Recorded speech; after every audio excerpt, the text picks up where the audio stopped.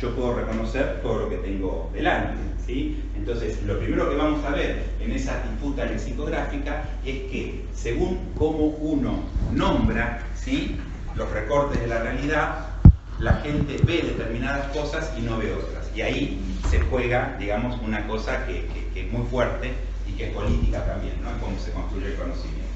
Bueno, después vamos a hablar específicamente de cómo se establece el término psicosis en la primera mitad del siglo XIX, ¿sí? Y después vamos a ver cómo se produce una vez establecido el término, una vez que ese término ganó la pulseada en torno a nombrar a la locura, podríamos decir, cómo se va produciendo ya en la segunda mitad del XIX y principios del XX la diferenciación de la psicosis, ¿sí? Los usos diferenciados del término psicosis.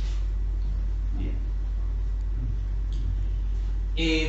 Lo primero respecto a la ciencia moderna es lo que yo llamo el empuje taxonómico de la ciencia moderna. El surgimiento de la ciencia moderna en el siglo XVII, segunda mitad del siglo XVII, organizó un programa consistente de dominio de la realidad. Esto es importante epistemológicamente en el sentido de que la construcción de conocimiento de la modernidad en adelante, si en algo difiere a momentos anteriores, es a la forma de dominio que imprime sobre la realidad.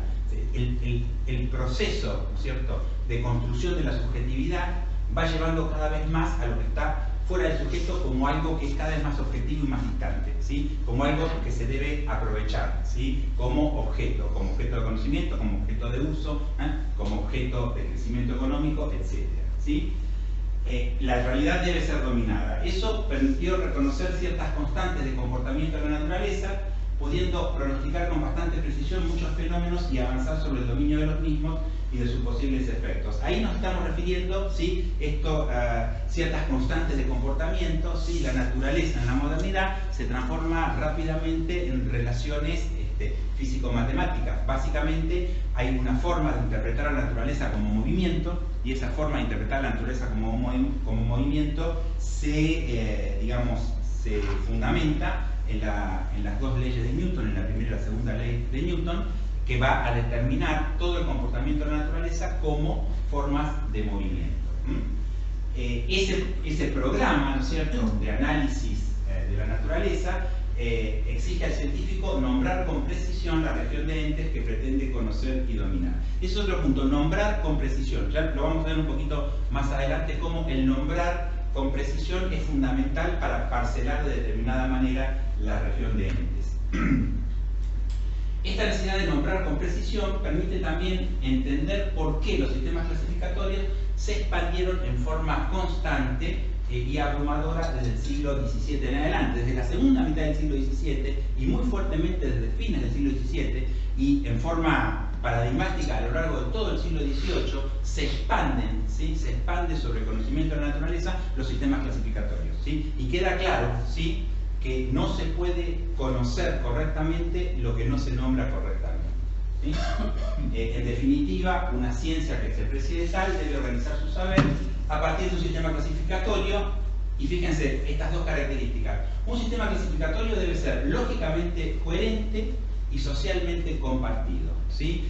Y si se fijan, que hemos hablado mucho en estos cursos, en nuestro capítulo de epistemología, y hemos hablado de los aspectos internalistas y externalistas de la mirada epistemológica, ¿sí? Que una clasificación sea lógicamente consistente es el requerimiento esencial de la mirada internalista, ¿sí? Y que sea socialmente compartida es el requerimiento fundamental de la mirada externalista. Se tienen que cruzar las dos, ¿sí?, para que un sistema clasificatorio sea exitoso, ¿sí?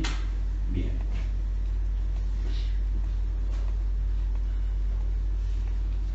Ese proceso de cómo se construyen las clasificaciones, ¿sí?, nos va a interesar con respecto al tema nuestro, la clasificación natural en medicina. Hay básicamente tres mojones fundamentales en cómo se va a construir la clasificación natural en medicina, que es la historia natural de Buffon, ¿sí?, la clasificación natural de Linneo, la famosa clasificación binominal de Linneo, y los fundamentos de la medicina moderna, tal cual los presenta Sydenham, ¿sí?, que es un poco el padre de la medicina moderna, y si alguna vez han leído o escuchado algo, siempre se ha hablado del retorno a Hipócrates, ¿no?, que hay en Sydenham, justamente por esta característica que vamos a ver ahora, ¿no? Esto, lo que da finalmente el modelo de Sydenham de inicio de la medicina moderna es lo que muy bien trabajado ha llamado Saury el esencialismo médico clasificatorio, ¿sí? Son esencias lo que va a pretender clasificar la medicina. Muy rápidamente, esto lo teníamos del curso de otro año, Buffon propone la construcción de una historia natural diferente, es la primera historia moderna que se construye sobre la mirada de la ciencia newtoniana, o sea, la visión mecanicista de la naturaleza, a través del método enciclopédico que es propio de la época. Estamos hablando justamente de la época de la enciclopedia, ¿sí? Organizando los reinos minerales, vegetales y animales en relación a la construcción de relaciones entre forma y función, que son las que determinarían ese orden de la historia natural. Más o menos contemporáneamente, respecto a las clasificaciones y a las formas de nombrar, ¿sí? El autor fundamental va a ser Linneo, el sistema natural de Linneo, que crea la nomenclatura binominal que todos conocemos, la taxonomía moderna, para los tres reinos. Y lo único que quiero rescatar, fíjense qué interesante esta frase, porque va en relación directa a lo que yo voy a tratar de ir desglosando a lo largo de la presentación. Dice Linneo: si ignoras el nombre de las cosas, desaparece también lo que sabes de ellas. ¿Sí? El nombrar me asegura el conocer, ¿sí? Entonces, yo conozco lo que nombro, lo que no nombro no lo conozco, ¿sí? Y entonces ahí hay una construcción de sentido, ¿sí? Que es dialéctica. En la antropología, esto yo lo he comentado muchas veces, algunos de ustedes lo habrán escuchado, la antropología sistemática es una rama de la antropología cultural que se dedica justamente al estudio de los sistemas clasificatorios de las diferentes culturas, ¿sí? Que permite hacer inferencias de las costumbres, del pensamiento, de las formas de vida, de las necesidades de esa cultura, de cómo esa cultura se entrama con la naturaleza circundante en función de la forma en que hablan y clasifican las cosas, ¿sí? Entonces, por ejemplo, una cosa que a mí siempre me llamó mucho la atención desde que lo escuché por primera vez, es que los eslaves, que son una tribu de un grupo de esquimales que viven en Groenlandia, tienen 14 términos diferentes para hacer referencia al hielo. Nosotros tenemos uno, ellos tienen 14, ¿sí? Está bien, cae de suyo que para ellos el hielo es más importante que para nosotros, pero fíjense cómo eso aparece en el lenguaje y en el conocimiento. Ellos tienen un término para hielo con el que se puede transitar con trineo, tienen otro término para hielo que se puede romper para pescar, y no te podés equivocar, porque si vos mandás el trineo donde el hielo se puede romper para pescar, te vas adentro del agua y te morís. Entonces, toda la comunidad tiene muy claro el sistema clasificatorio que le permite sobrevivir, ¿sí? Porque construye realidad, no porque ingenuamente pueda conocer todo lo que existe, construye realidad en relación a aquellas cosas que nombra. Y dialécticamente van a nombrar con más claridad, con más precisión y con más variedad de términos aquellas cosas que son fundamentales para su subsistencia. ¿Sí? ¿Esto? Bueno, sistema clasificatorio. Si ignoras el nombre de las cosas, desaparece lo que sabes de ellas. Y por último, en esta pequeñísima introducción, el sistema de Sydenham, ¿sí? En las observaciones médicas sobre la historia y curación de las enfermedades agudas, su famoso libro de 1676, ¿sí? Él juega, ¿sí? Con los conceptos anteriores del desarrollo de la historia natural y de la clasificación lineana, y por un lado se enfoca en la descripción clínica. Ese es el aspecto profundamente hipocrático del retorno de Hipócrates en Sydenham, en un momento en el que había mucho vuelo especulativo por lo que practicaban la medicina. Vuelve a la descripción clínica, ¿sí? Toma el concepto de especie natural, ¿sí? Como lo desarrolla básicamente Linneo, y construye el concepto de especie clínica, ¿sí? Como muy bien lo desarrolla Saury en su explicación del esencialismo médico clasificatorio. La especie clínica es lo que se va a buscar en medicina de Sydenham en adelante. Bien.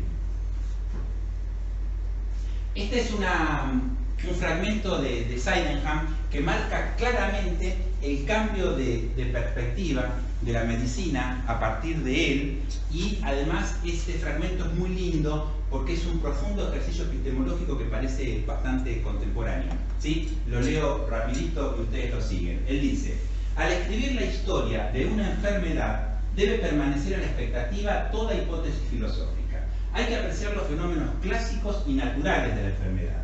Los autores cuyas mentes han tomado una falsa orientación han recargado enfermedades con fenómenos que existían únicamente en su propio cerebro, pero que habrían sido claros y visibles para todos los que hubiesen aceptado las hipótesis como ciertas. Si por azar algún síntoma coincide en realidad exactamente con su hipótesis y se presenta en la enfermedad cuyas características debe describir, lo valoran más allá de toda medida y moderación. Mientras que si no coincide con la hipótesis previa, pasan sobre él en perfecto silencio, a no ser que mediante alguna sutileza filosófica puedan alistarlo a su favor, o bien, mediante argucia de buena o mala fe, lo acomoden de una forma u otra a sus doctrinas. ¿Qué les parece? Cosa de todos los días, ¿cierto? Muy bien. Entonces, esta es cierto racionalismo empírico muy fuerte que hay en el pensamiento de Seidenham, que es el que va a marcar, digamos, el desarrollo de la medicina de aquí en adelante, de a poco, ¿no? Porque todavía la especulación filosófica va a seguir bastante mezclada. Ya lo vamos a ver. Bueno, y ahora ya llegamos al campo nuestro, ¿no es cierto? Con Cullen, ¿sí? William Cullen, importantísimo médico de su generación, uno de los más importantes, médico escocés, formado en Edimburgo y en Glasgow, ¿sí? Tiene dos obras muy importantes que tuvieron mucha pregnancia en la época, que son la sinopsis de nosología metódica, donde propone su método de clasificación, que es de 1769, y el texto más importante, que es las instituciones de la medicina práctica. En aquel tiempo, instituciones de la medicina práctica lo tenemos que leer como clínica médica, como medicina interna, perdón, como medicina interna. Cuando se habla de instituciones, se habla de la clínica interna. En el libro de 1769, él define el término neurosis, que es por el que vamos a entrar como llave para ubicar después el término psicosis. Y dice: las neurosis son afecciones del sentimiento y del movimiento sin fiebre y sin lesión aparente de los órganos, ¿sí? En las neurosis, entonces, no hay fiebre, ¿sí? No hay lesión aparente de los órganos, ¿sí? O sea, no tenemos un sustrato, ¿sí?, que nos permita entenderlas, ¿sí? Y esas afecciones pueden ser tanto del sentimiento como del movimiento. Acá cuando dice movimiento se refiere, ¿sí?, a trastornos corporales. Todo lo que es corporal es movimiento, en sentido newtoniano, podríamos decir, ¿sí? Y fíjense, la neurosis es siempre una alteración de la energía nerviosa, por eso lo llama neurosis, ¿sí?, que proveniente del sistema nervioso central, ¿sí? Era causa de los trastornos mentales, pero también de otras afecciones del organismo. Aquí el término neurosis remite a un sentido etiológico y abarca diversas enfermedades. ¿Esto qué quiere decir? Esto quiere decir que una neurosis es una alteración de la energía nerviosa, ¿sí?, que puede impactar, ¿sí?, produciendo un trastorno en la conducta, pero que puede impactar produciendo un trastorno en algún área del cuerpo, ¿sí? Y no solamente en sentido neurológico, como va a ser después, sino en sentido general. Por ejemplo, para que tengan una idea, en aquel tiempo él clasifica a la gota como una neurosis, ¿sí? La gota es una neurosis. ¿Eso qué quiere decir? Que para él la gota es una enfermedad que no tiene fiebre, que no tiene una causa somática aparente y que estaría producida para él por una alteración de la energía nerviosa en un determinado lugar del cuerpo, ¿sí? Eso es la neurosis. Bien. Aquí les puse justamente los 4 grupos en que organiza la nosología de 1769: fiebres, neurosis, caquexias y trastornos locales. Si ustedes se fijan, fiebre, todas las enfermedades febriles, las sacamos por fuera, las caquexias, que son terminales, y trastornos locales, todo el resto de la medicina son neurosis, ¿sí?, que pueden impactar al cuerpo o pueden impactar al comportamiento. Esto, entonces, Perdón, instituciones, ¿cómo era la noción para él? Instituciones que llama él. En aquel tiempo, cuando se habla de instituciones médicas, se refiere a medicina interna, al estudio de la medicina interna, lo que nosotros llamamos medicina interna, medicina general. Estudio de la medicina. Estudio de la medicina general, sí. El término instituciones no tiene que ver con una institución, ¿se entiende? Esa es la... Tinel ya entramos en nuestro campo, Pinel es un gran lector de Kahneman, ¿sí? No solo es un gran lector, sino que Pinel en 1785 traduce al francés las instituciones de la medicina práctica, o sea que lo conoce en profundidad, ¿sí? Y Pinel, tanto en la nosografía filosófica de 1798 como en el Tratado Médico Filosófico sobre la alienación mental, que es de 1801, ¿no es cierto?, la obra fundacional de la psiquiatría moderna, en ambos trabajos, ¿sí?, él considera a la alienación mental como una neurosis. ¿Se dan cuenta? Toma la concepción de Kahneman, ¿sí?, sobre el grupo de las neurosis, él coloca la alienación mental como un grupo dentro del grupo de las neurosis, ¿sí? La neurosis es un grupo más amplio. ¿Cómo? La neurosis es un grupo más amplio, ¿no? Considera la neurosis como una gran clase abarcativa, ¿sí?, siendo la alienación mental uno de sus géneros constitutivos, ¿sí? O sea que sigue esa concepción de Kahneman, ¿sí? La neurosis es una alteración de la energía nerviosa, ¿sí?, que cuando afecta el comportamiento y genera locura, lo clasificamos como alienación mental, ¿sí? Y cuando produce alteraciones en el cuerpo, le damos otro nombre, un gota o lo que sea. Pinel.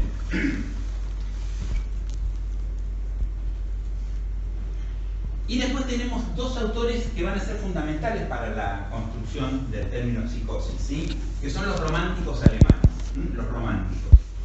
Tanto Reil como Heinroth, ¿sí?, pertenecen a la generación romántica, ¿sí?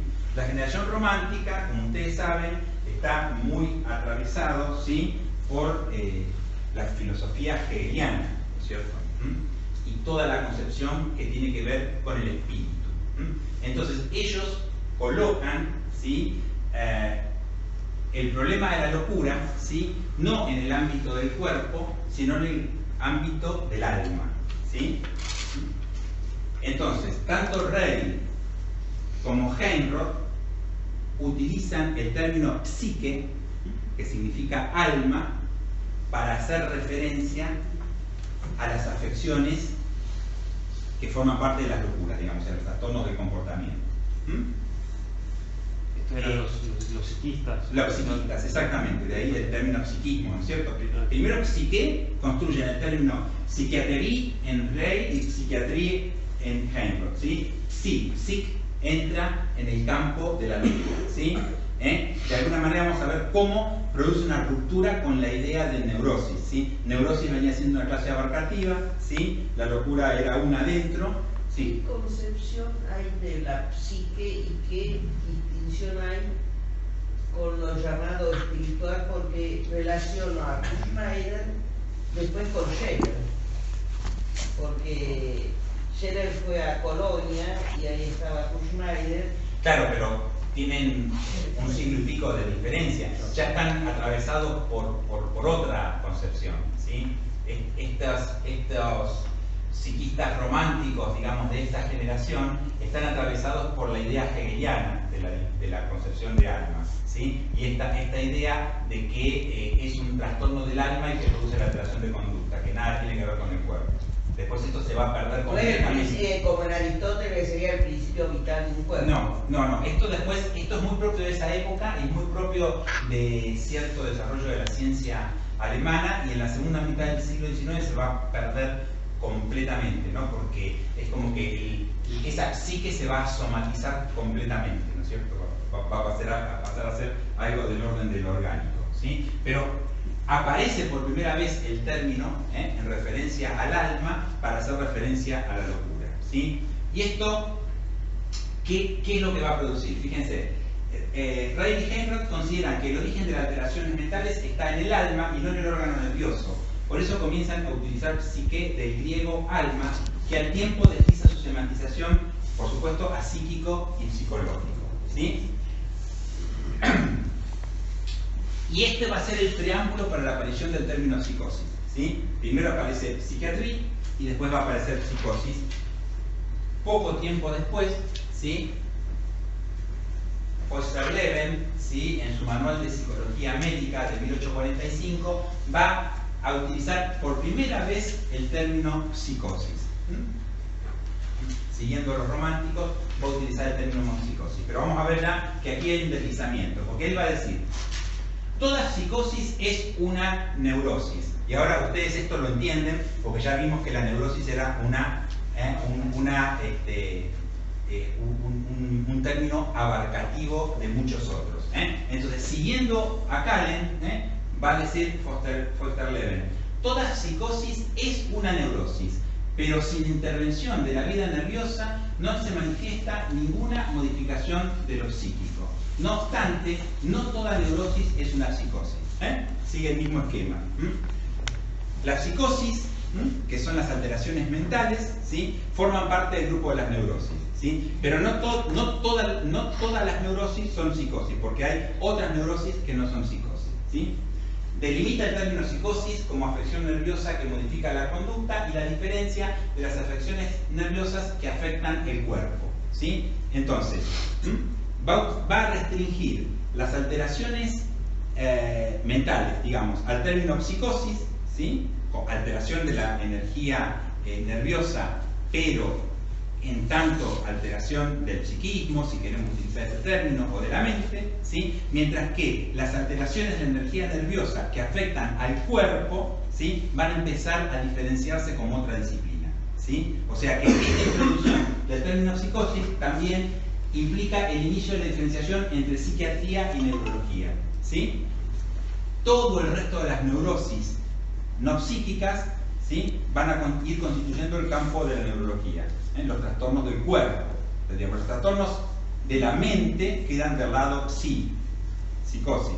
Los trastornos del cuerpo quedan del lado de la neurosis, ¿sí? Por eso la especialidad que se va a ocupar de ellas con el tiempo se va a llamar neurología, y la especialidad que se va a ocupar de la psicosis es la que ya se está llamando en ese momento psiquiatría. ¿Se entiende la delimitación de los términos? Pero vuelvo a repetir esto que decía al principio. Fíjense cómo los términos determinan muchas cosas. No es que no es que nosotros le ponemos el nombre a algo que existe. Nosotros vamos construyendo eso que decimos que existe según la forma en que utilizamos los términos. ¿Sí? Bien. Bueno, y acá ya entramos de plano en la época en la que el término psicosis queda absolutamente legitimado para hablar de la locura, ¿sí? Primera mitad del siglo XIX, ¿sí? Toda la patología, toda la locura pasa a ser nomenclada como psicosis, ¿sí? Y hablamos para la primera mitad del 19 de la psicosis única, la monopsicosis o psicosis única, ¿sí? Todos estos autores de alguna u otra manera utilizan el término psicosis única. Yo se los reuní aquí en este popurrí. Algunos son más importantes que otros, algunos dicen algunas cosas más interesantes que otros. Vamos a tomar solamente dos autores que son fundamentales, que son Bell, con su tesis de 1822 sobre la neurolitis crónica, y vamos a tomar a Griesinger, que es un poco el padre en Alemania de lo que va a ser el desarrollo de la psiquiatría en la segunda mitad del siglo XIX, ¿sí?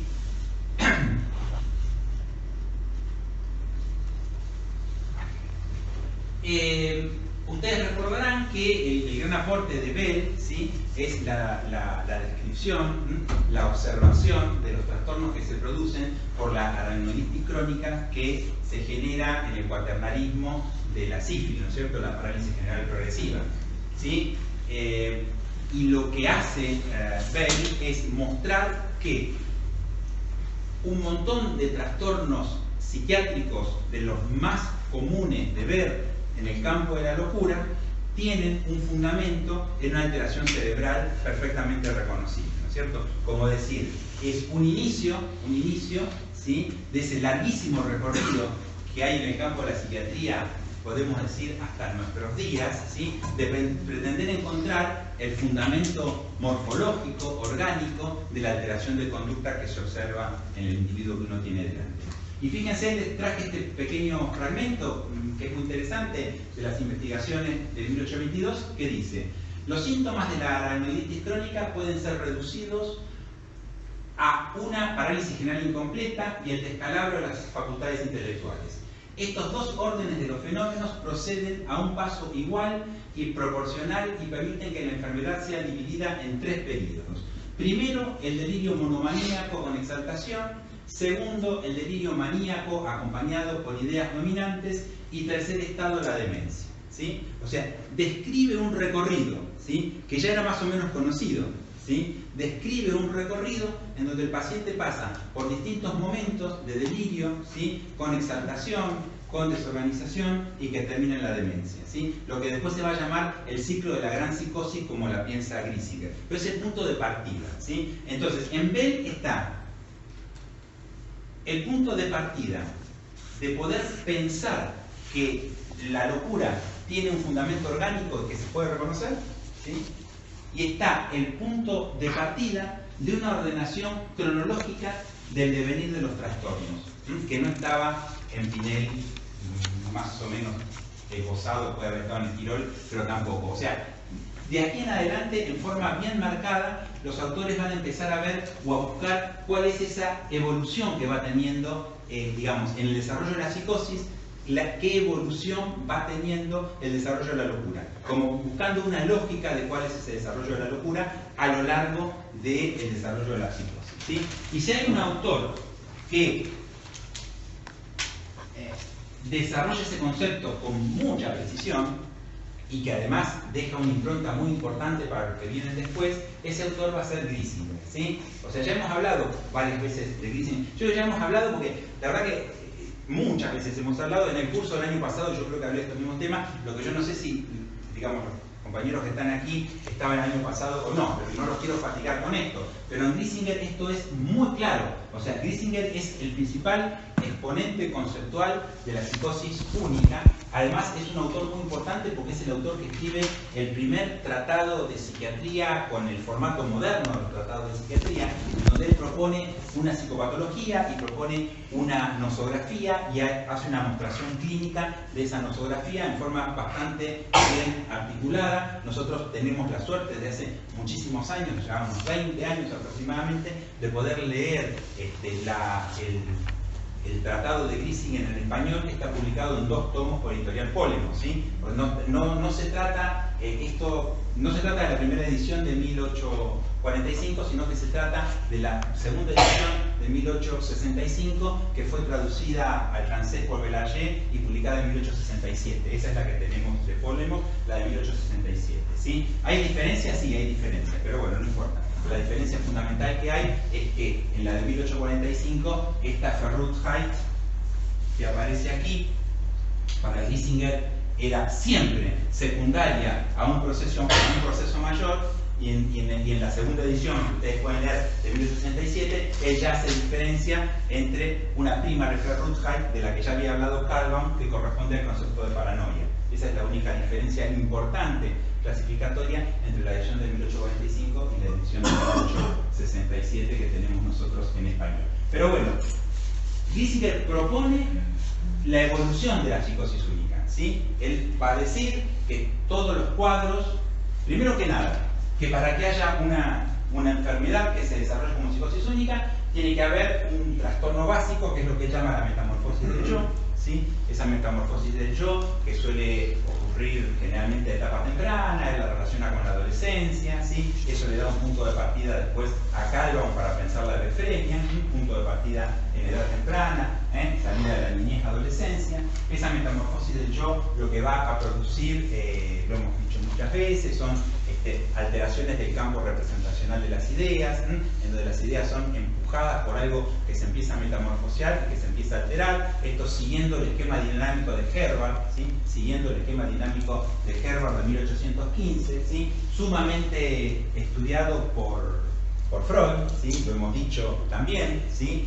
En la biografía de Freud, y Bergeri, cuando habla de Freud, dice que las hojas del libro de Grisinger, propiedad de Freud, en la parte en que Grisinger habla de la metamorfosis del yo, está subrayada una y otra vez, ¿sí? Esa metamorfosis del yo, ¿sí? Como un campo de conciencia clara, donde las ideas organizadas dan estructura, digamos, a la identidad del individuo, y que pueden ser metamorfoseadas por otras ideas que vienen de afuera y que pueden alterar y empezar a generar trastornos en su comportamiento, fue algo muy leído por Freud al pensar, me parece a mí, que tuvo mucho que ver con cómo pensar ciertas características de la primera tónica. Pero bueno, esta alteración, la metamorfosis del yo, empieza a ser una transformación de la conducta del individuo, y el individuo puede ir pasando por todas estas instancias, ¿sí? Una frenalgia inicial, la hipocondría, la melancolía,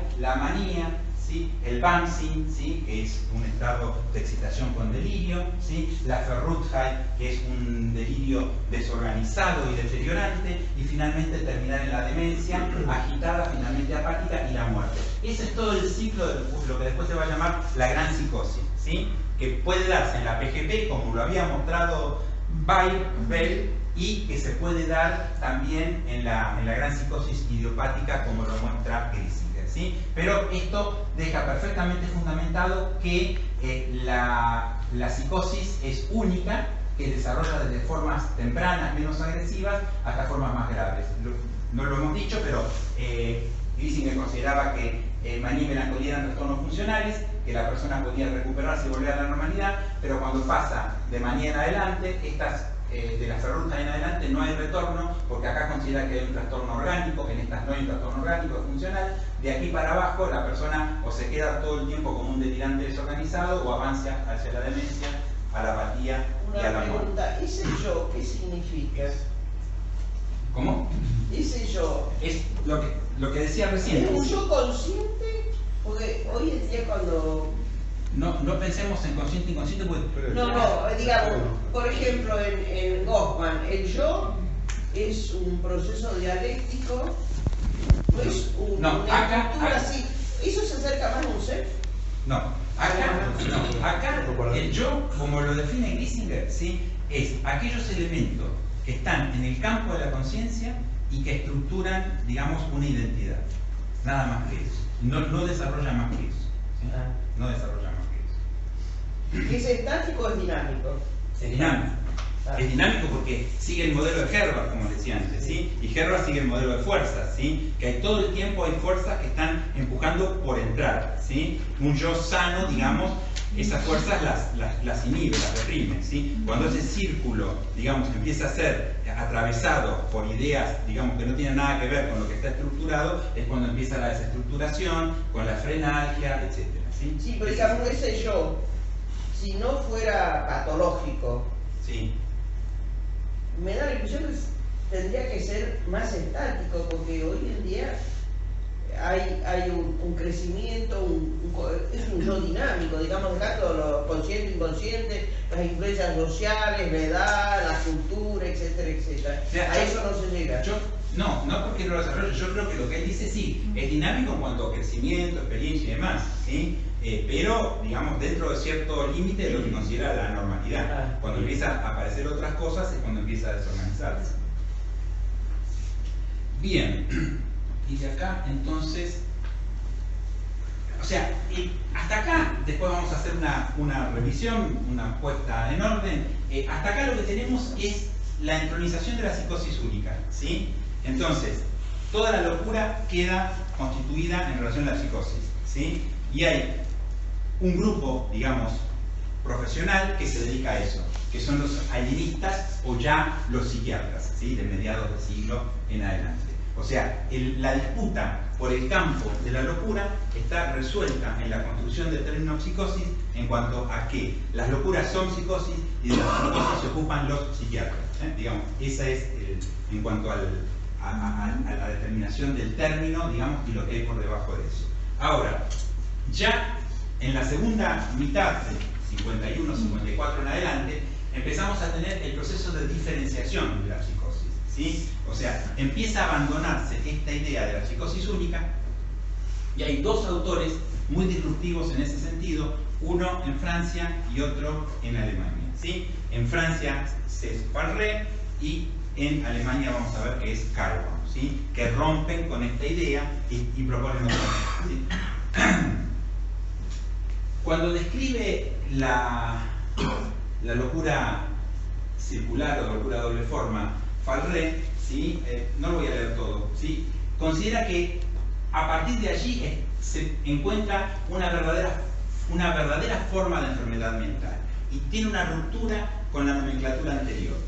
Rompe con la manía, monomanía, demencia de sus maestros, Spinelli, Esquirol, sobre todo la monomanía que estaba tan en boga en ese momento, y empieza a decir que hay que buscar una nueva vía de clasificación, ¿sí? Basar las distinciones de las enfermedades mentales en un conjunto de características subordinadas entre sí y en su devenir, la evolución de estos fenómenos que se suceden en un orden determinado, ¿sí? Fíjense, todo tiene que ver con la diacronía, lo que estoy poniendo, ¿sí? Se puede anunciar de antemano la evolución posterior de la enfermedad, que es lo mismo que va a decir Calhoun, ¿sí? Se sale de la óptica de la psicosis única y se empieza a pensar que esa psicosis que se pensaba como única hay que desagregarla, ¿sí? En otras múltiples psicosis que se van a diferenciar entre sí por las formas de comienzos, la evolución y las formas terminales. O sea, estamos hablando de diacronía. Recuerdo, ¿no? Paradigma de las enfermedades mentales, segunda mitad del siglo XIX, ¿sí? Concepto de diacronía. Lo mismo vamos a ver en Calhoun, ¿sí? No voy a leer todo, él reconstruye a la manera, digamos, de Seidenham, ¿no? Una cosa puramente empírica, pero fíjense, reconstruir el curso previo a partir del estado actual y poder predecir el futuro, ¿sí? Yo estoy acá, ¿sí? Pero la nueva forma de construir enfermedades es, yo estoy acá, pero tengo que ver lo anterior, la anamnesis, reconstruir el curso previo, y teniendo la anamnesis y teniendo el momento actual, poder predecir lo que va a ocurrir después, ¿sí? Mostrar la película, ¿sí? Diferenciación de la psicosis empieza o tiene como elemento prevalente el poder ver las distintas películas, romper con las imágenes congeladas, que es lo que teníamos en la psicosis única, y empezar a ver las distintas películas, la multiplicidad de la psicosis, las formas que la psicosis puede tomar, ¿sí? Esto, bueno, Carlos, esto es de la monografía sobre la catatonía, que es de 1874, ¿sí? Pero ya lo tenía desde bastante antes, porque ya en la clasificación de las enfermedades mentales, que es un texto de 1863, que también está en español, que es bastante más temprano, él ya habla de esta diferenciación, ¿sí? Porque el concepto de Becordia, ¿sí? Que es el concepto a partir del cual construye, digamos, la separación de las enfermedades, está presente en el texto de 1863, como también está presente en esa clasificación de 1863 la paranoia como un cuadro diferenciado, que es la Becordia intelectual por excelencia, ¿sí? Que él la define exactamente como la va a tomar Kraepelin para su conceptualización clásica de la paranoia.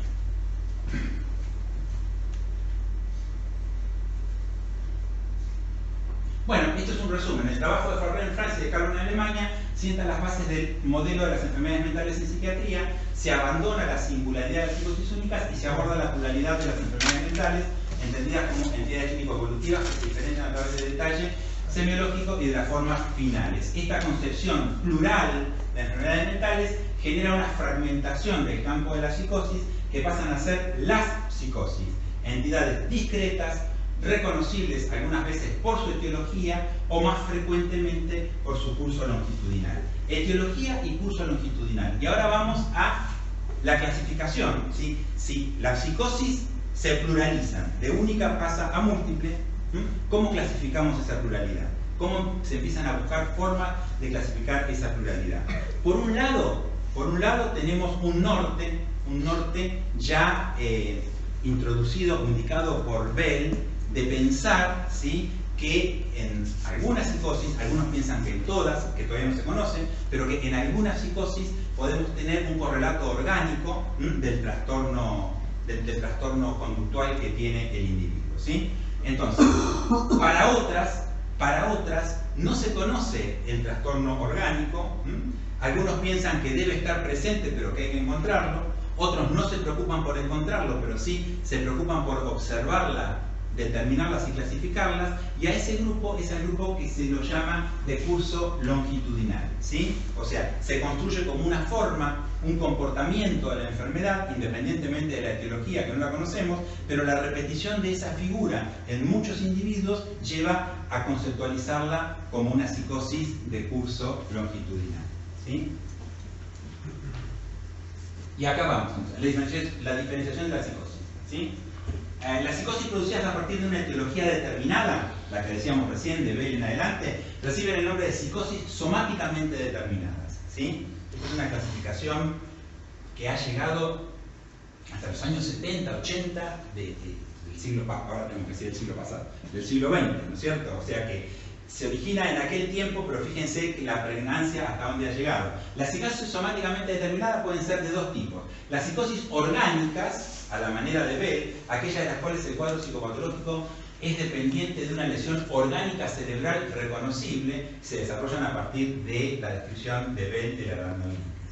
Y por otro lado, la otra psicosis somáticamente determinada son las llamadas psicosis exógenas, aquellas en las cuales el cuadro psicopatológico representa una forma de reacción cerebral ante una noxa orgánica, como las enfermedades infecciosas o los agentes tóxicos, y que se origina en los trabajos de Bonhoeffer, dos trabajos muy importantes de Bonhoeffer de 1909 y de 1910. Concepto de reacción. Después va a tener mucha fuerza esta concepción de Bonhoeffer en buena parte de la psiquiatría norteamericana con el concepto de reacción. Pero acá es como psicosis somáticamente determinada. Les traje un pequeño fragmento que es muy poco conocido, porque Bonhoeffer es un autor que no lo tenemos para leerlo. Él publica dos artículos muy importantes, la cuestión de la psicosis exógena, donde aparece por primera vez el término psicosis exógena, que es de 1909, y las psicosis sintomáticas en 1910. En el primer texto dice esto, dice: la forma que toman estas reacciones psicóticas es, en primer lugar, el delirio, que también ocasionalmente puede aparecer, siendo las características clínicas dominantes la alucinosis. Luego vienen las reacciones epileptiformes, que se pueden presentar como estados de excitación psicomotriz ansiosa o frenética, o como estados crepusculares desprovistos de afecto. Luego aparecen diversos tipos de estupor y por último los estados de confusión, que pueden mostrar características alucinatorias, catatónicas o disociativas, ¿sí? Todo este conjunto de alteraciones, algunas muy ruidosas, ¿sí?, que clasificamos como psicosis, ¿sí?, pueden formar parte de las formas de reacción del psiquismo ante una noxa extraña, que es lo que dice Bonhoeffer. De ahí el nombre de psicosis exógena, ¿sí? Formas de reacción que siempre remiten a... ¿Cómo? Formas de reacción que siempre remiten a algo somáticamente determinado. Claro, o sea, Formas de reacción cerebral. Formas de reacción cerebral, ¿sí? Lo que para Bonhoeffer está somáticamente determinado es la forma de respuesta que tiene ese individuo, ¿sí? Porque alguien ante una determinada noxa externa, infecciosa o tóxica no responde de esa manera, y una determinada persona responde haciendo todo el cuadro, por ejemplo, ¿sí? Por eso la llama psicosis exógena.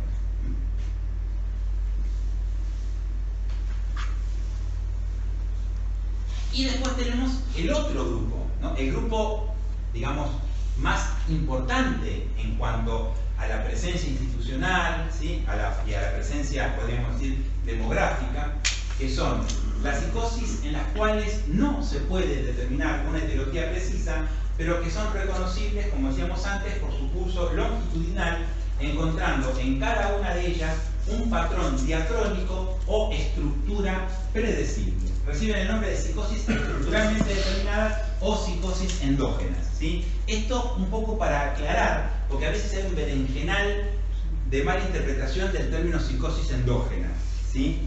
Psicosis endógena, ¿sí? A ver, paradójicamente, ¿sí?, en lo endógeno, ¿sí?, no hay ninguna determinación orgánica, porque a veces, ¿sí?, uno, por desconocimiento, en forma muy rápida, asocia endógeno con orgánico. Endógeno porque viene de adentro. No tiene nada que ver. La construcción es diferente, ¿sí? Es endógeno porque no es exógeno, porque no viene de una noxa externa, viene de adentro. Pero lo único que sabemos de eso endógeno es que eso está estructuralmente determinado.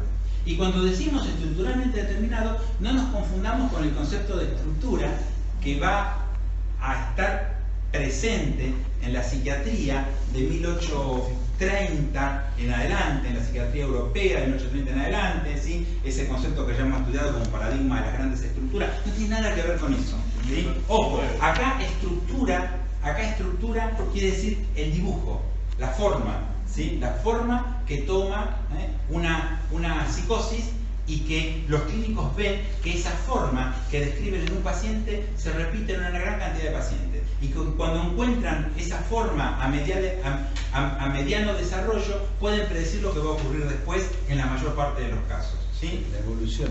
Es la evolución, por eso sí, longitudinal, por eso decíamos longitudinal. ¿Sí? Bien. Pero quiero que quede bien claro qué significa entonces psicosis endógena versus psicosis exógena, o psicosis estructuralmente determinada, que puede ser un término más correcto que endógena, ¿sí? Si no lo confundimos con el término estructural del siglo XX. ¿Sí? Pero de todas maneras, noxa externa, que era nada más en esa época, una noxa externa podía ser así, nada más. No. Cualquier tóxico, la fiebre, eso se describe en los pacientes febriles y en los pacientes con determinados tipos, muchos tipos de tóxicos, toxicidad externa claramente reconocida. ¿Sí? Ya en ese momento la sífilis no, porque ya se conocía el desarrollo de la PGP y el artículo de la aracnoiditis tenía ya 60 años. Sí, totalmente. Bien, pero entonces tenemos las psicosis exógenas y las psicosis endógenas o estructuralmente determinadas. ¿Cómo se desarrollan? En este campo de la psicosis endógena se desarrolla el trabajo clínico de Kraepelin, ¿sí? Las ediciones fundamentales, aplicando el método de observación clínica fenomenológica y análisis longitudinal de cohortes de síntomas y de formas terminales. El legado de Kraepelin ha dejado establecida una dicotomía fundamental en el campo de las psicosis endógenas entre la psicosis maníaco-depresiva y la demencia precoz, que esa es el clásico, ¿no? Cuando hablamos de psicosis endógena, a partir de Kraepelin vamos a hablar básicamente de esos dos grandes constructos, ¿sí? Pero, bueno, y acá, este ejemplo que damos siempre, ¿sí? No hay constructo más paradigmático, ¿sí? De lo que es una psicosis estructuralmente determinada que la demencia precoz como la piensa Kraepelin, ¿sí? Para mí siempre es el mejor ejemplo paradigmático. ¿Sí? Toma una serie de afecciones ya descritas. En realidad Morel no describe una afección, sino que describe un comportamiento en las lecciones clínicas de 1851-1852.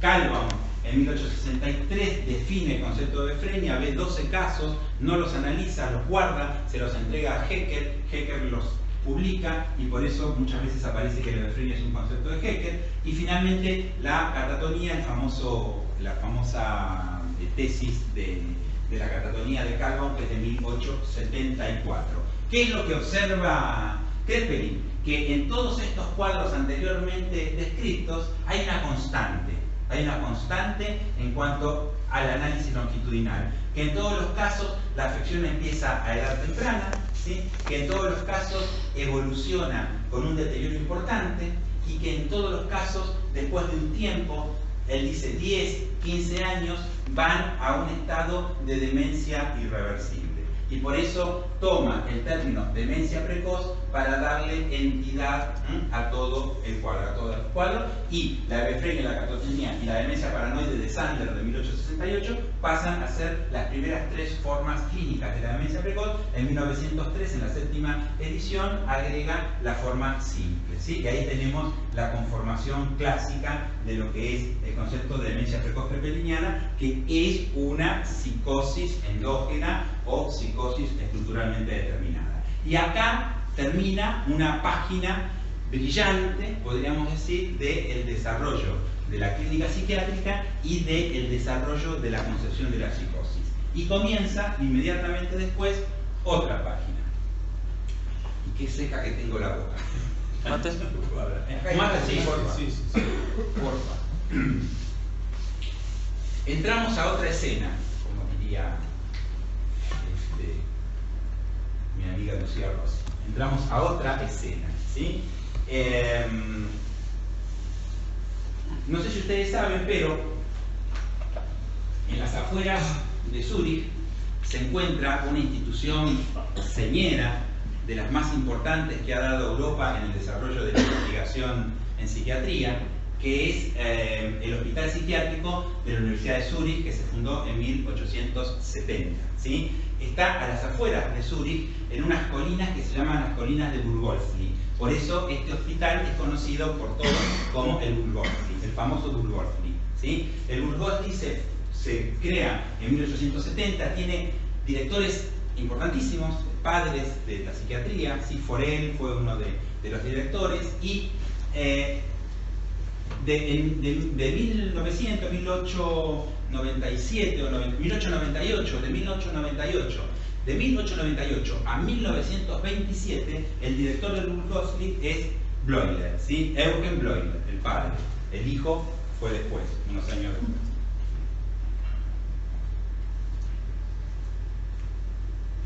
En 1900, ¿sí? Llega para formarse en el Burgosli como segundo ayudante de Bleuler ese señor que ahí está jovencito, que es Jung, ¿sí? Esa foto ya es de 1909, es sobre el final de las investigaciones a las que vamos a hacer referencia ahora.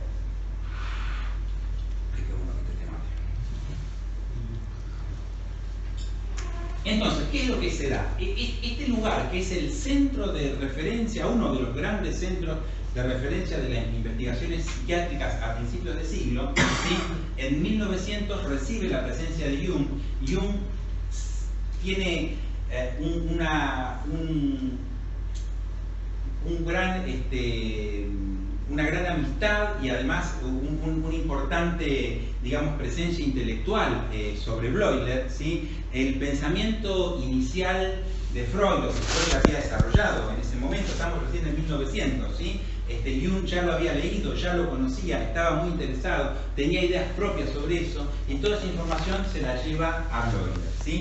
Y entonces es junto con Jung y con Abraham, que también formaba parte de ese grupo, y un par más que no recuerdo el nombre, pero sin duda Abraham y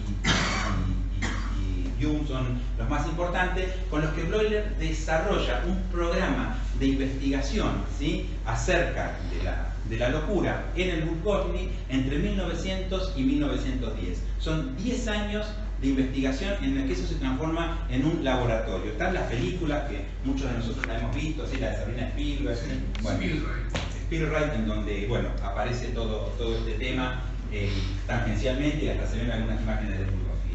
En esos 10 años, ¿sí?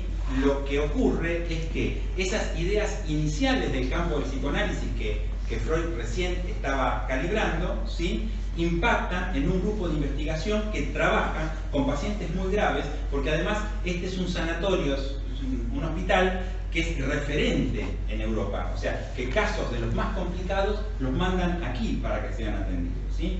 ¿Y qué surge de todo esto? Surgen una serie de textos sobre los que vamos a tratar de trabajar un poquito, ¿sí? En primer lugar, ¿sí?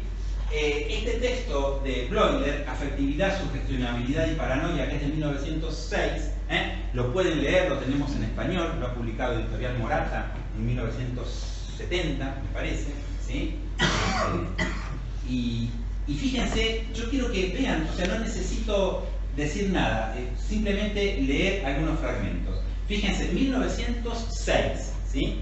Psiquiatra, uno de los psiquiatras más importantes de Europa, si no el más importante, dice: la investigación psicológica de la génesis del delirio en la paranoia y afecciones paranoides ha comprobado con toda seguridad la influencia patológica que ejercen sobre el pensamiento los complejos representativos cargados de afecto que signifiquen de algún modo un conflicto interno.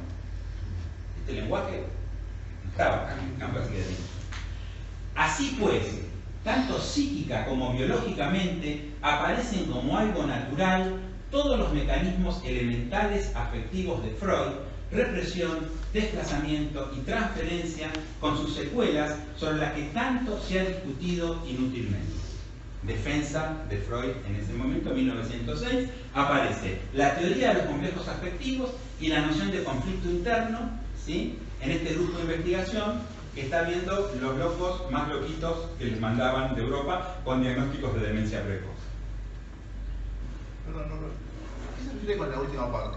Con sus secuelas sobre las que tanto se discutió inútilmente. Porque justamente eso, sobre las que tanto se ha discutido inútilmente, porque eran, porque eran muy criticadas por la psiquiatría, como que lo de Freud era una fantasía. Y está diciendo, esto lo vemos, es lo que tanto se ha discutido inútilmente. ¿Sí? la deuda Freud, como aparece en Bleuler en ese momento.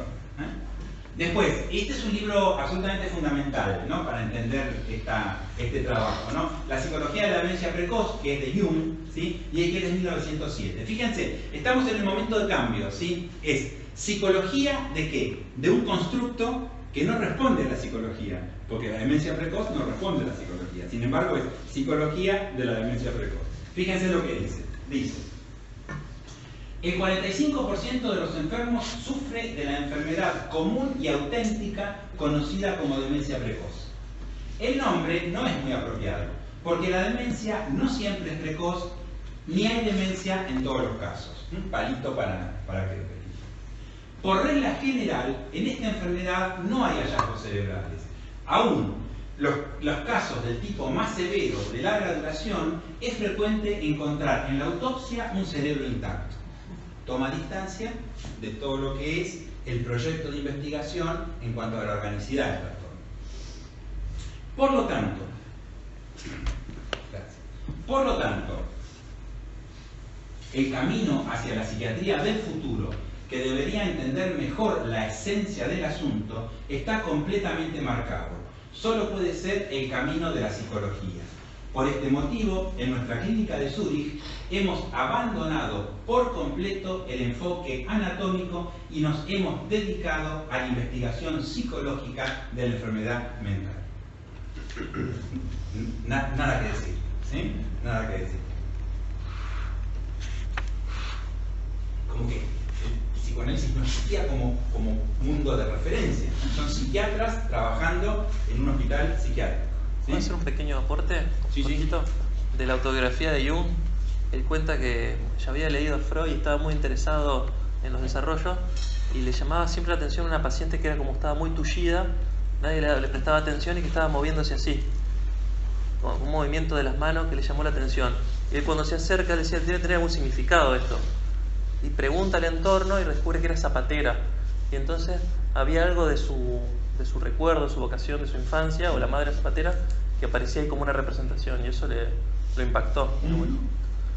Bueno, poder ver otra cosa, ¿no?, lo que decíamos al principio. Serían los hilos intencionales de la Ahora es robótica. interesante porque a fines o inicios del 1900 empieza la psicología a aparecer, pero del lado de los test, uno por el tema de la guerra y otro en Francia por los test de inteligencia en el área de educación.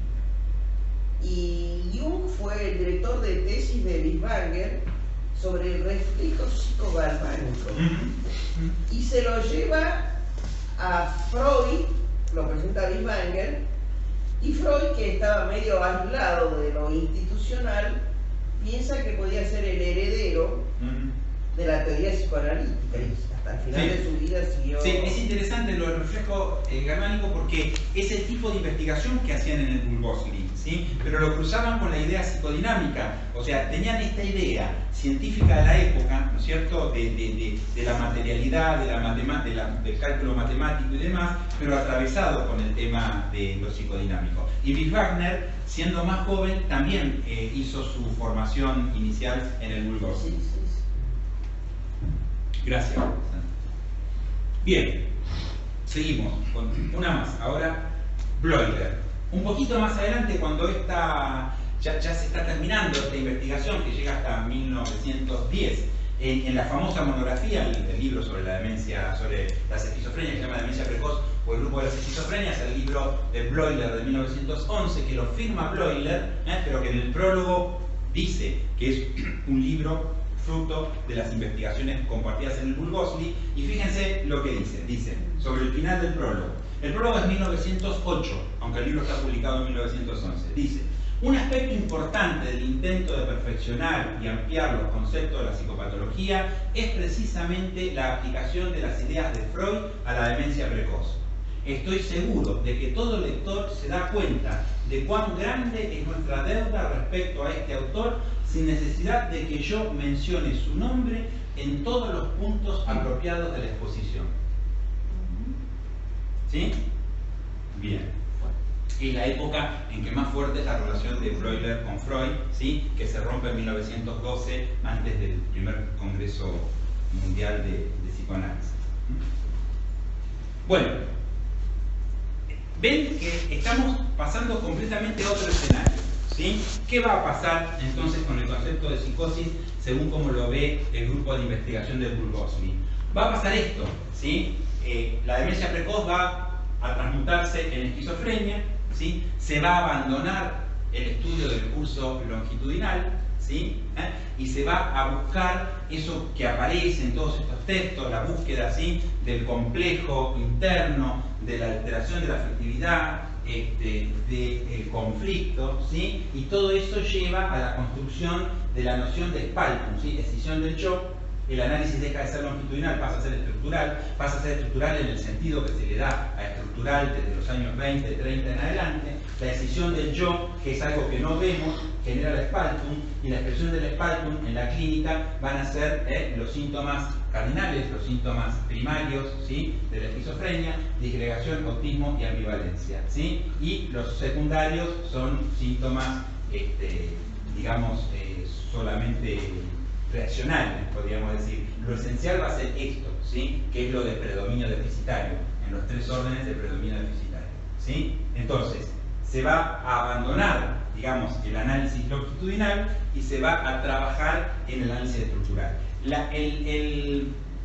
La experiencia de Burgosli termina hacia 1910-1912, ¿sí? Y después esto va a impactar de distintas maneras, ¿sí? Como bien dice Landry Laura, en la psiquiatría francesa va a impactar fuerte de 1926 en adelante, ¿sí? Pero la década del 30, la década del 40 va a estar muy atravesado por esta nueva concepción de la psicosis, ¿sí? La psicosis no como psicosis ni somáticamente determinada, son las menos que quedan de lado, ni como psicosis endógena en el sentido de la psicosis estructuralmente determinada por curso longitudinal, sino que las psicosis endógenas van a pasar a ser las que dependen de la conformación de una estructura psicótica en el concepto de estructura como lo piensa el pensamiento psicodinámico. Ahora, para Bloider, los síntomas primarios son orgánicos. En ese momento, no, haz la decisión del yo y nada más. Después, él sigue trabajando hasta 1927 como director, ¿sí? Primero lo piensa como no... Primero lo piensa como dinámico, ¿sí? Y después empieza a retomar la visión del orgánico, ¿sí? Del 12 en adelante, él sigue hasta el 27, los va a seguir pensando como síntomas orgánicos. Norbert, en ese caso es muy interesante la distancia que toma la conferencia de 1926 en el Congreso de Alienistas de Lengua Francesa y Neurólogo de Lengua Francesa, donde Bloiler ya a partir de su monografía de 1907 es toda una autoridad, y ahí es donde entra la cuestión del proceso orgánico, materialista, mecanicista, lo dice sin tapujos, sí, que ya tenemos la causa de la esquizofrenia, cuando en realidad anteriormente había tratado de ubicar algo del orden psicopatológico, hablando de una spaltum primordial y una spaltum reactiva. Sí, pero para no quedarme en el pensamiento, simplemente lo que yo trato de mostrar es que acá surge una concepción que después se independiza. Va a seguir otro correlato, ¿sí? Pero ya se independiza. La idea estructural ya se independiza. Ya en 1930 ya está muy presente, ¿sí? Está presente la estructura para estos cuadros y para otros cuadros también, ¿sí? La diferencia entre psicosis y neurosis ya va a ser muy importante del 30 en adelante, incluso en el campo de los trastornos afectivos, ¿sí? No solo en el campo de los trastornos delirantes. Bueno, y ya como para ir cerrando, ¿sí? Entonces, como un resumen, a principios del siglo XX irrumpe el psicoanálisis en el campo de la psiquiatría a partir de los trabajos de Jung y Bloiler, quien introduce el concepto de esquizofrenia. Esta perspectiva psicoanalítica impacta en la clasificación de la psicosis en la medida que privilegia el concepto de psicosis en tanto modalidad de relación con los otros y el mundo, quedando en segundo plano la importancia del análisis longitudinal. Más que el detalle clínico semiológico que permite el diagnóstico diferencial entre las psicosis endógenas, se privilegia la diferenciación clínica entre psicosis y neurosis, entendida como las dos modalidades básicas de organización de la existencia. Esta mirada tuvo una presencia importante en la psiquiatría norteamericana entre los años 1960 y 80 y puede observarse en la estructura del DSM-2. De la misma manera, la desaparición de esta perspectiva puede evidenciarse en las clasificaciones norteamericanas desde el DSM-3 en adelante, con la desaparición de los términos psicosis y neurosis. Desaparecen completamente, bueno, ya lo hemos hablado otras veces, de ahí en adelante y hasta la fecha no han tenido retorno. Y para terminar, ¿sí?, de lo que empezamos hasta el final, el término psicosis surge en la disputa lexicográfica con otros términos en torno a la denominación médica de la locura, y su estabilización permite la diferenciación conceptual entre neurología y psiquiatría.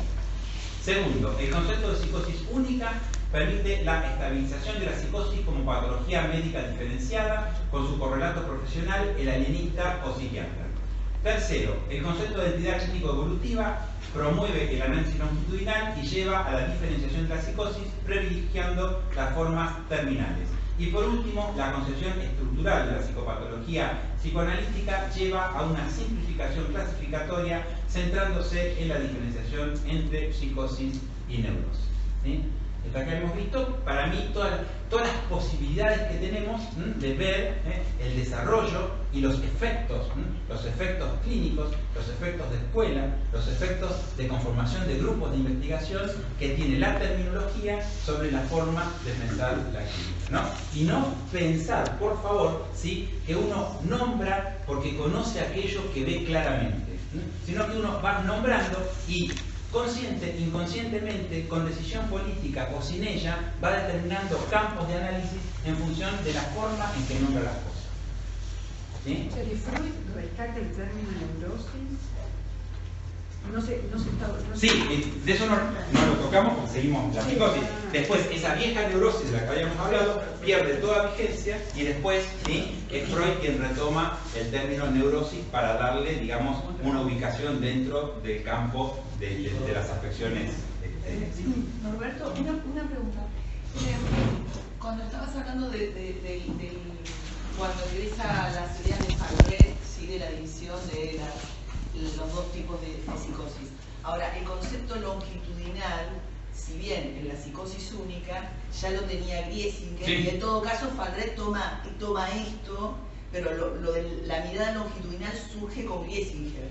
Sí, o sea, yo he dicho muchas veces, incluso si yo se lo preguntaba al anterior Oray, me dijo que estaba de acuerdo con eso. Para mí, Griesinger es un autor que está en la bisagra. Es un autor de bisagra entre la alienación mental y las enfermedades mentales. ¿Por qué es bisagra? Porque si bien él sigue sosteniendo la unidad de la psicosis en la monopsicosis o psicosis única, él organiza una gradación evolutiva, ¿no?, de esa psicosis única, que deja el campo abierto, ¿sí?, para el próximo que venga detrás, que va a ser Calvin justamente, para empezar a partir de esas entidades que formaban parte de la psicosis única a desglosar entidades y separarlas, ¿sí? Yo creo que Calvin lo hace casi sin darse cuenta, porque Calvin dice, existen por un lado, ¿sí?, los ciclos de las grandes psicosis, ¿sí?, como lo escribe Griesinger, pero por otro lado también existen, ¿sí?, él considera que está viendo otra cosa, pero en realidad está desglosando, ¿sí?, de la gran psicosis, como lo llamaban en aquel momento, del ciclo de la gran psicosis, está diferenciando unos nuevos cuadros, ¿sí? En ese momento, porque después la gran psicosis se cae, en ese momento conviven. ¿Por qué conviven? Porque para Calvin, justamente, la diferencia que le permite mantener la existencia de la gran psicosis es que la gran psicosis toma todos los aspectos de la personalidad y va siempre al deterioro, mientras que las nuevas formas que él observa son becordias y toman solo un aspecto diferencial, el intelecto, ¿sí?, la voluntad, ¿sí?, o la acción, ¿sí?, las va diferenciando de esa manera. Pero en realidad, ¿sí?, cuando este esquema de Calvin se completa unos 15 años después, ya definitivamente de la gran psicosis no se habla más, ya ha caído definitivamente. Pero Griesinger está ahí en la bisagra.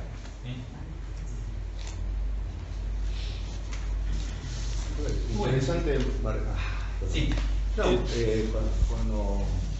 cuando hablabas de las intencionalidades clínico-política de cada autor, interesante en varios de los que trabajaste, pero a mí siempre me queda lo de Kraepelin, sobre todo cuando consolida su edificio nosográfico en la sexta edición clásica de 1899, sí, además de incorporar la psicosis endógena, esa bipartición, digamos, demencia precoz versus locura maníaco-depresiva, que están fundadas sobre todo en esa diferencia entre la teleología del ominoso, el embotamiento afectivo volitivo terminal sobre todo, pero cómo restringe y achica el campo de las paranoias, que hasta ese momento estaba como mucho más hipertrofiado, que la va a considerar también endógena, pero con una completa conservación del orden, la voluntad, el proceder, etcétera, con la intencionalidad de que efectivamente la gran enfermedad no... Claro, pero en ese punto lo sigue a Calvo.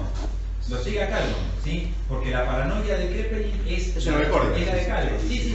Pero el que le da el nombre paranoia es Calvo, ¿sí? Y Kraepelin la toma, y la toma así, en el estado que le da Calvo, justamente.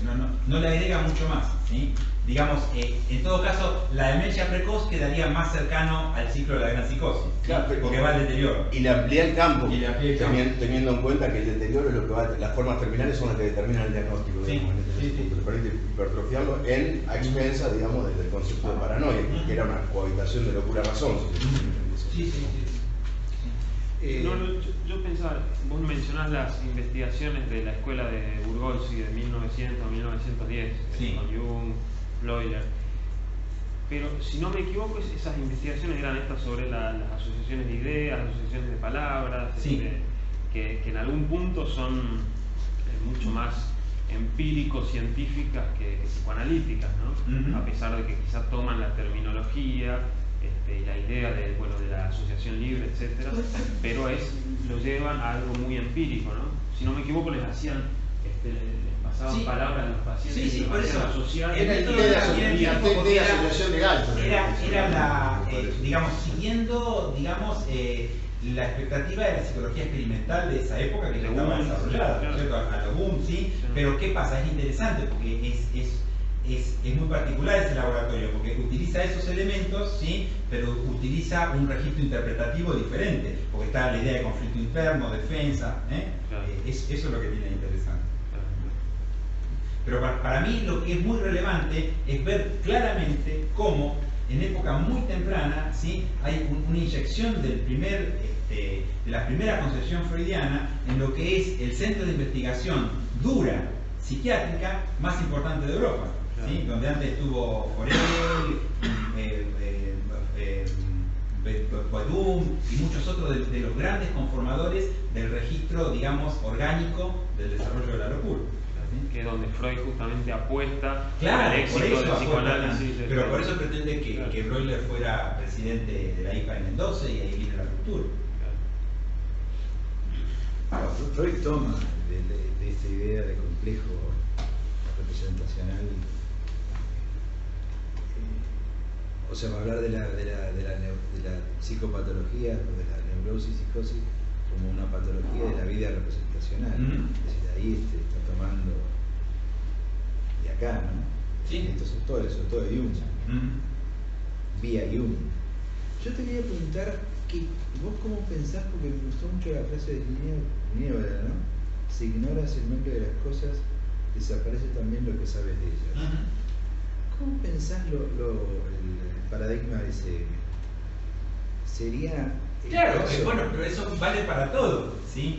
Si vos imponés, ¿sí? O sea, si vos imponés el nombre de las cosas, imponés la forma en que la realidad se ve, ¿sí? Cuando en 1996, en el Congreso Mundial de Psiquiatría, ¿sí? La frase que entroniza el Congreso es un mundo, un lenguaje.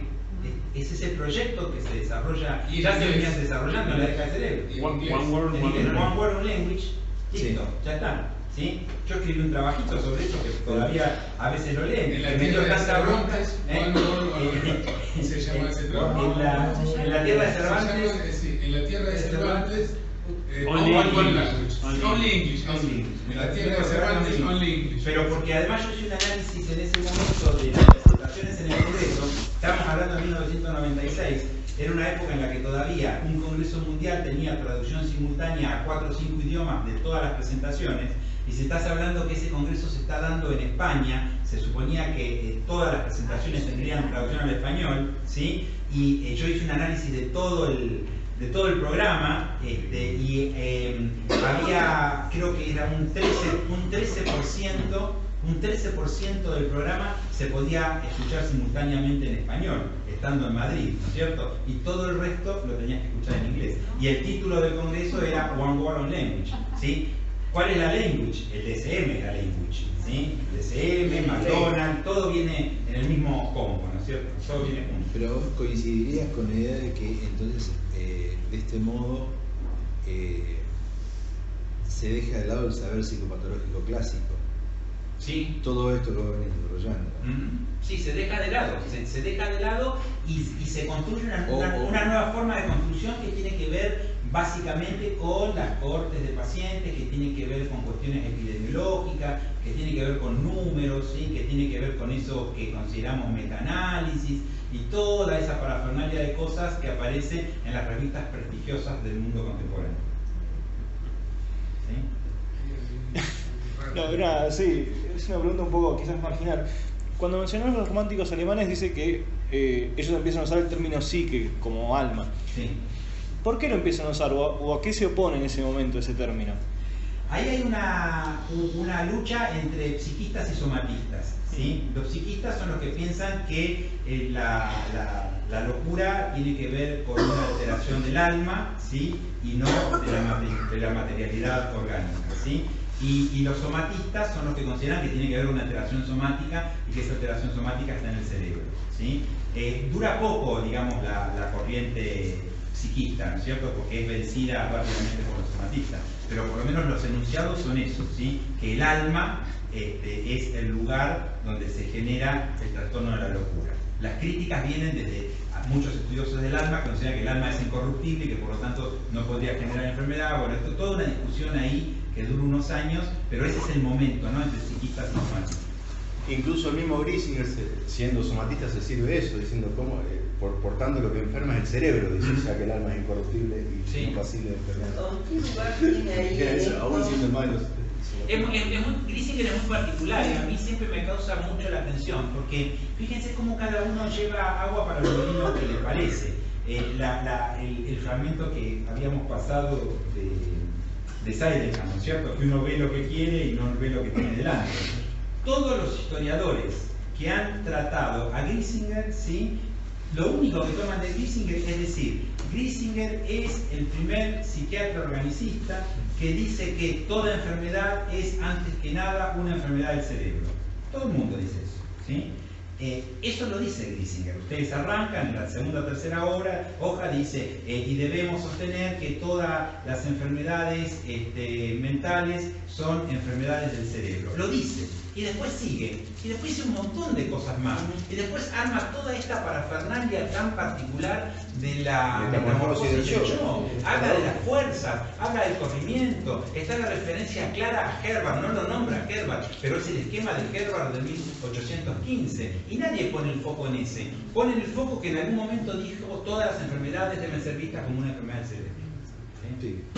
Una pregunta, ¿qué lugar en esta tensión de organicistas y conflictos del yo o algo tiene Henry, porque es un órgano dinamista? Aparece por lo menos una especie de evolucionismo.